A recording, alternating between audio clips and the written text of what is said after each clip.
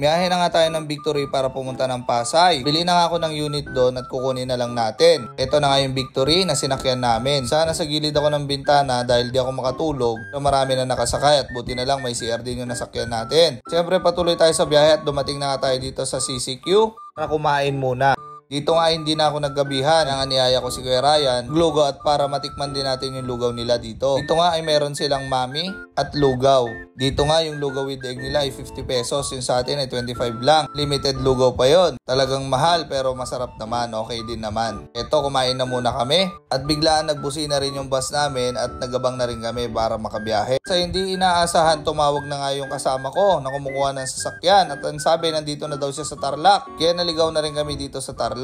Tagal-masal muna kami sa Jollibee para makakain dahil di pa kami kumakain at sobrang nagugutom na nga kami. Grabe na nga ang puyat namin dahil hindi kami nakatulog sa bus. Na nga kami sa Tarlac sa may Jollibee malapit sa SM Tarlac at dito na nga ay nakita ko na yung Montero na kukunin natin. Bago nga ibiyahe ay pinadouble check muna natin at ito inangat na nga yung sasakyan para makita rin natin ang ilalim. Talagang napakasariwa at wala naman akong masabi. Kulang lang sa underwash at tayo na lang magpapa-underwash sa Isabela. Napakapulido at napakaganda nga nitong sasakyan natin. Walang kalawang, wala lahat. Ito nga, chinecheck ko na lahat at okay na okay naman yung sasakyan. Napaka-quality at talagang maselan din yung first owner na nakuhanan natin. Ito nga ay napakalikabok ng makina kaya pinahanginan lang natin. May flashlight pa ako para makita ko nga lahat. At ito, chinecheck ko na nga ang lahat. Dalawa nga kami ni Chief Mechanic ay okay naman daw yung sasakyan. Talagang napakasariwa. Sa pagpili at pagbili ng sasakyan, talagang dapat maselan ka. At itong nabili natin ay talagang napakasolid. Zero repaint, wala talagang ka-repaint at napakasariwa. Walang bangga. Lahat, wala akong masabi dahil napakasariwa. Kita nyo lahat ng fittings ng mga bumper, ng mga pinto ay okay na okay at lapat na lapat lahat. Dito nga hindi lang makina ang tinitignan ko. Lahat, pati ilalim,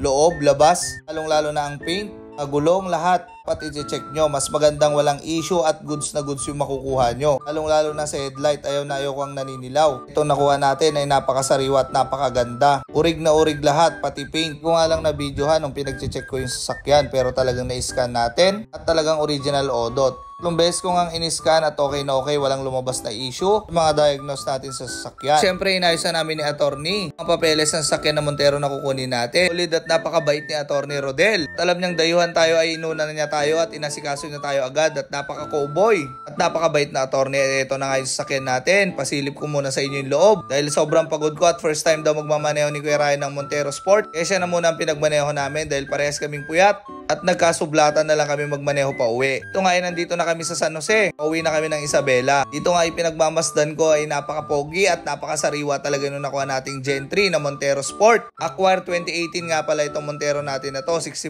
odo, legit. Wala akong masabi, zero kalampag, talagang okay na okay. Sobrang sariwa niya. Hanggang bilib din ako sa first owner na nag-alaga dito. Dahil metallic brown nga siya ay papangalanan natin siyang si Choco. Sobrang hirap maghanap ng sariwang unit na sasakyan. Naman ay pang sarili, panggamit talaga muna natin ito. Kami ko nga nakitang Montero pero talagang hindi ako napabilib at dito ako na in love sa Montero na ito. Kaya dapat maging maselan kayo at maging magaling kayo at maging mausisa kayo pagdating sa sasakyan dahil hindi naman basta-basta ang presyo ng mga sasakyan na bibilin nyo. At pinaghihirapan din natin yung pera na ibibili natin. Kaya kumuha kayo ng magaling na mekaniko para hindi rin kayo maloko. Kami ko na experience sa pagbebenta at pagbibili ng sasakyan ay marami na akong natutunan. Na kahit papano ay hindi na tayo maloloko pagdating sa sasakyan. Sobrang nakakapagod kumuha ng sasakyan lalong-lalo na pag ganitong malayo, puyat, pagod, masabayan pa ng ganitong traffic pero wala tayong magagawa. Yan ang hilig natin at yan din ang hanap buhay natin. Dito nga ay sobrang pagod na ako at puyat